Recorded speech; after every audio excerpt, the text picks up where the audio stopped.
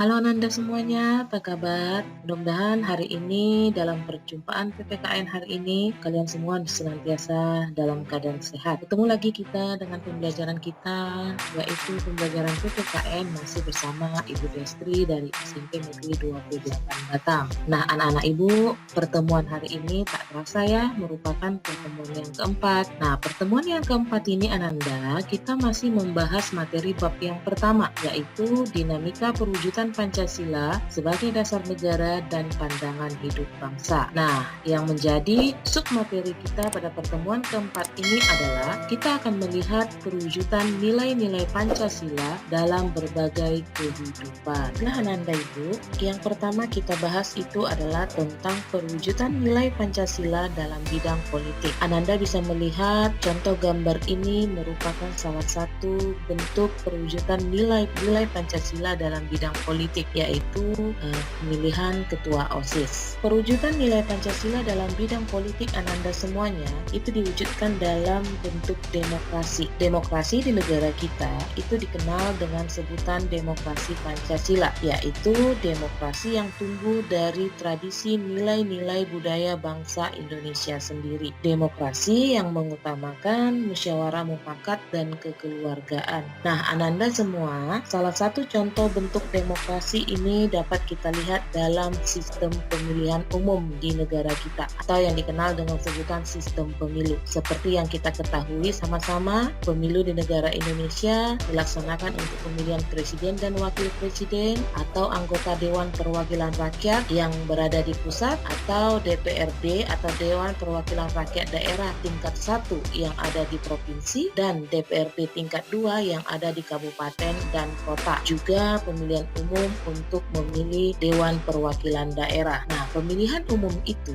merupakan salah satu contoh bentuk demokrasi yang dikembangkan di negara Indonesia. Namun meskipun begitu Ananda Ibu, pelaksanaan pemilihan umum yang kita laksanakan di negara kita tetap sesuai dengan nilai-nilai Pancasila. Nah, contoh kecilnya Ananda semua yang mungkin pernah kamu laksanakan atau kamu terapkan perwujudan nilai Pancasila di bidang politik adalah seperti yang gambar ini tunjukkan, yaitu pemilihan ketua OSIS. Nah, kemarin waktu kita pemilihan ketua OSIS, masing-masing kamu sudah memberikan suara. Nah, itulah wujud demokrasi tadi yang ada dalam kehidupan politik di sekolah. Jadi, meskipun kehidupan politiknya demokrasi di sekolah, tapi harus sesuai dengan nilai-nilai Pancasila. Ananda semuanya, nanti di dalam materi ini, sambil kamu mendapat informasi tentang materi, sambil juga kamu akan mencoba mengerjakan latihannya dalam bentuk 10 soal, yang mana soal itu nanti akan kamu kirim jawabannya di link yang Ibu cantumkan di dalam deskripsi. Untuk soal nomor 1,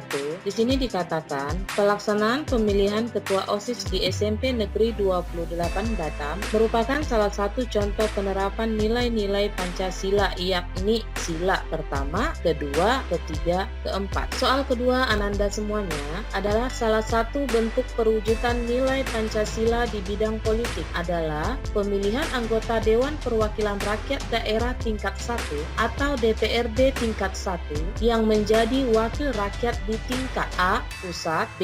Provinsi, C. Kabupaten, D. Kota. Selanjutnya Ananda Ibu adalah materi yang kedua yang akan kita lihat atau kita bahas itu adalah tentang perwujudan nilai-nilai Pancasila dalam bidang hukum. Hukum Ananda sama-sama kita ketahui merupakan peraturan yang dikeluarkan oleh negara yang dibuat melalui lembaga-lembaga yang berwenang. Nah, hukum yang berlaku di negara kita, negara Indonesia, itu harus bersumber pada nilai-nilai Pancasila karena kedudukan Pancasila itu adalah sebagai sumber dari segala sumber hukum, sehingga seluruh seluruh peraturan perundang-undangan yang berlaku di negara kita itu tidak boleh bertentangan dengan Pancasila. Nah, di sini Ananda Ibu, yang namanya hukum identik dengan keadilan. Makanya gambar yang ada di sini yang bisa kita lihat adalah gambar beberapa orang mendayung sampan atau perahu supaya dalam tetap keadaan seimbang. Artinya, hukum itu harus seimbang kepada setiap pihak tanpa melihat latar belakang dari orang atau pihak tersebut. Nah, contoh kecil yang bisa Ananda lakukan sebagai perwujudan nilai Pancasila di bidang hukum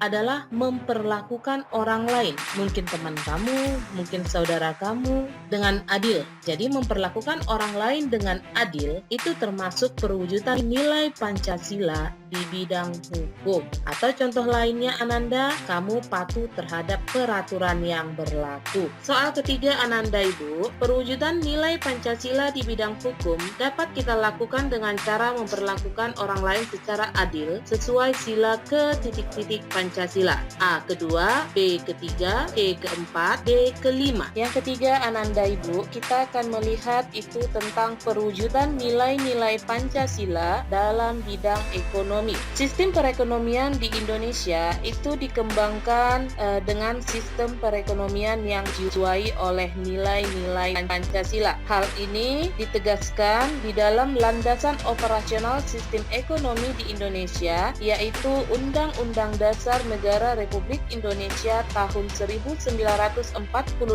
pasal 33, di mana secara khusus Ibu kutip ayat yang pertama dari pasal 33 itu adalah perekonomian disusun sebagai usaha bersama berdasar atas asas kekeluargaan. Ini menunjukkan bahwa sistem ekonomi di Indonesia itu mewujudkan atau berasaskan nilai-nilai Pancasila, yakni usaha bersama dan kekeluargaan. Salah satu bentuk wujud sistem ekonomi yang disusun berdasarkan asas kekeluargaan itu adalah koperasi. Koperasi itu merupakan soko guru perekonomian di Indonesia berdasarkan Pancasila. Nah, Ananda mungkin pernah belanja di koperasi. Kita ambil contohnya, kamu membeli pena buku di koperasi SMP Negeri 28 Batam. Nah, koperasi yang didirikan itu bercirikan usaha bersama dan berasaskan kekeluargaan. Seperti contoh gambar di sini, ini adalah salah satu bentuk usaha koperasi yang ada di sebuah sekolah. Soal nomor 4 Ananda Ibu, landasan operasional sistem ekonomi Pancasila ada di dalam Undang-Undang Dasar Negara Republik Indonesia tahun 1945,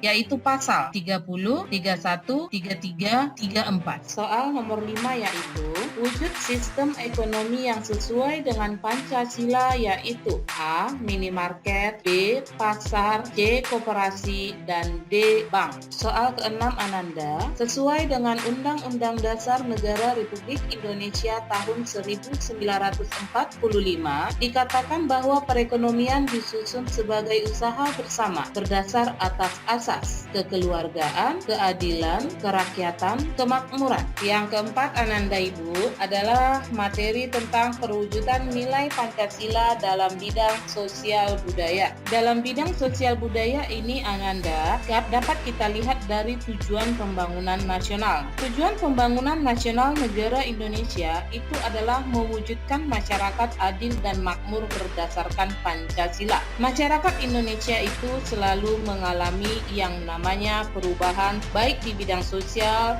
maupun di bidang budaya. Masyarakat mengembangkan perubahan-perubahan baik di bidang sosial dan budaya tersebut harus sesuai dengan nilai-nilai Pancasila. Sistem nilai sosial yang ada di dalam masyarakat Indonesia itu selalu dan terus dikembangkan agar lebih maju dan lebih modern. Proses ini Ananda disebutlah dengan istilah modernisasi, yaitu proses perubahan menuju ke arah kemajuan. Ingat, modernisasi dan bukan westernisasi. Kalau westernisasi itu Ananda adalah pola hidup yang meniru kebarat-baratan. Salah satu contoh bentuk perubahan sosial budaya yang sesuai dengan nilai-nilai Pancasila dan bersifat modernisasi adalah teknologi di bidang pertanian. pertanian, seperti gambar yang terpapar di sini. Di sini terlihat adanya perubahan dari yang biasanya manusia yang mengerjakan, tapi ini sudah menjadi mesin. Nah, ini adalah perubahan di bidang sosial budaya yang sesuai dengan nilai-nilai Pancasila. Soal ketujuh Ananda Ibu adalah pembangunan nasional yang dilaksanakan di negara Indonesia itu memiliki tujuan, yaitu A. Menciptakan masyarakat sejahtera, B. Mewujudkan masyarakat adil dan makmur, C. Melaksanakan perubahan menuju kemajuan, D. Menciptakan kehidupan yang sejahtera.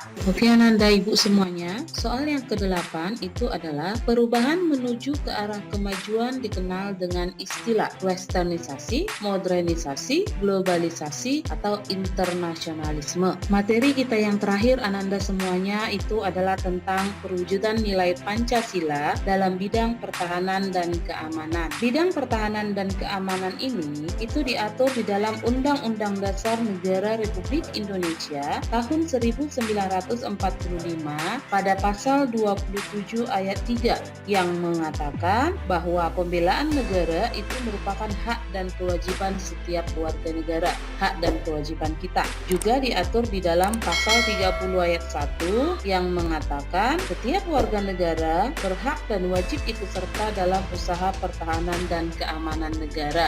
Nah, kalau kamu memiliki cita-cita menjadi Tentara Nasional Indonesia atau TNI, TNI itu Ananda merupakan komponen utama dalam menjaga pertahanan negara kita. Kemudian kalau kamu juga bercita-cita jadi polisi, itu lembaga yang menjaga keamanan negara kita. Usaha pertahanan dan keamanan negara Indonesia itu Ananda dilaksanakan melalui sistem pertahanan dan keamanan rakyat semesta atau dikenal dengan istilah Sishankamrata. Apa yang bisa kita lakukan dalam bela negara? Contoh kecil yang bisa kita laksanakan untuk membela negara adalah menjaga keamanan lingkungan atau Siskamling atau ronda malam. Nah, di beberapa daerah Ananda untuk menjaga keamanan ini dibuat satu badan khusus atau satu lembaga khusus. Contohnya di Bali itu ada disebut dengan pecalang. Nah, kalau kita ikut berpartisipasi aktif dalam kegiatan keamanan, itu berarti kita sudah mewujudkan nilai Pancasila dalam pertahanan dan keamanan. Soal ke-9 yaitu salah satu contoh lembaga masyarakat yang bertugas menjaga keamanan masyarakat di Bali adalah pecalang, Ura Hindu, lembaga masyarakat desa, sistem keamanan lingkungan. Dan soal terakhir Ananda, perwujudan nilai Pancasila di bidang pertahanan dan keamanan dapat kita laksanakan dengan cara bela negara sesuai dengan Undang-Undang Dasar Negara Republik Indonesia tahun 1945 pasal 27 ayat 1, ayat 2, ayat 3 atau ayat 4. Baiklah Ananda Ibu semuanya, pembelajaran kita akhiri sampai di sini. Pesan yang disampaikan dalam pertemuan keempat ini Ananda adalah marilah kita sama-sama mewujudkan nilai-nilai Pancasila dalam setiap aspek kehidupan kita dan dimanapun kita berada. Akhir kata, semoga video ini bermanfaat dan supaya lebih luas lagi pemanfaatannya, jangan lupa berikan like atau tanda suka, kemudian share atau bagi video ini ke peserta didik lainnya supaya mereka juga menikmatinya. Kemudian untuk mengembangkan channel Ibu ini, Ibu harapkan kamu untuk subscribe-nya. Ibu akhiri pertemuan keempat ini, sampai ketemu lagi di pertemuan selanjutnya. Dadah!